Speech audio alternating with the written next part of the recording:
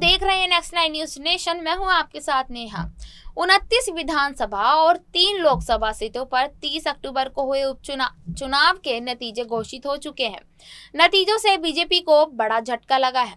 हिमाचल प्रदेश में सत्तारूढ़ बीजेपी को झटका देते हुए विपक्षी दल कांग्रेस ने तीनों विधानसभा सीटों फतेहपुर, अर्की और जुब्बल कोटखाई और प्रतिष्ठित मंडी लोकसभा सीट पर जीत हासिल की। कर्नाटक में मुख्यमंत्री बसवराज बोम्मई के गृह क्षेत्र हंगल में भी बीजेपी की हार हुई, जबकि इस सीट पर बोम्मई ने जमकर प्रचार किया था। इस चुनाव में बीजेपी और उसके सहयोगी दलों ने 29 विधानसभा सीटों में से 14 सीटों पर जीत दर्ज की, जबकि कांग्रेस ने 8 सीटें जीती। यह उपचुनाव ऐसे समय हुए हैं जब पेट्रोल डीजल की कीमतें नित नए रिकॉर्ड बना रही है और महंगाई आसमान छू रही है।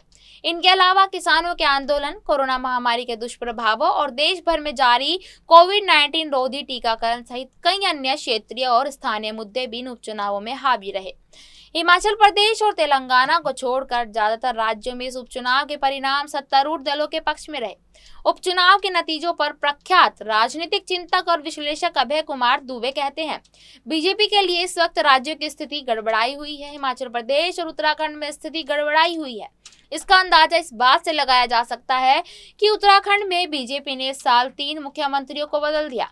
उन्होंने कहा, बीजेपी का जलवा केंद्र में तो कायम है, लेकिन उसके लिए राज्यों की स्थिति अलग है। अभय कुमार दुबे कहते हैं कि इस वक्त महंगाई देश में सभी रिकॉर्ड तोड़ रही है। हर दिन पेट्रोल और डीजल के दाम बढ़ रहे हैं। जनता महंगाई से काफी परेशान है। ये उपचुनाव भी ऐसे ही वक्त हुए जब देश में त्योहार है और महंगाई जबरदस्त है। कहीं ना कहीं इसका असर चुनावों पर हुआ है और आगे भी आने वाले राज्यों में इसका असर होना तय है। उपचुनाव में बीजेपी को दिए ये संकेत, पेट्रोल डीजल के बढ़ते दामों पर लगाम लगानी होगी, सीएनजी पीएनजी के दाम कम करने होंगे, किसानों के खिलाफ हो रही हिंसा पर एक्शन लेना होगा, केंद्र की तरह राज्यों के प्रशासन को भी दुरुस्त करना होगा, वैक्सीनेशन और तेज करना होगा। राजनीतिक रूप से महत्वपूर्ण उत्तर प्रदेश सहित 5 राज्यों में होने वाले विधानसभा चुनावों से पहले इन उपचुनावों को देश में राजनीतिक मिजाज को भांपने का एक अवसर माना जा रहा था। अगले साल यूपी, पंजाब, उत्तराखंड, गोवा और मणिपुर में विधानसभा के चुनाव होंगे।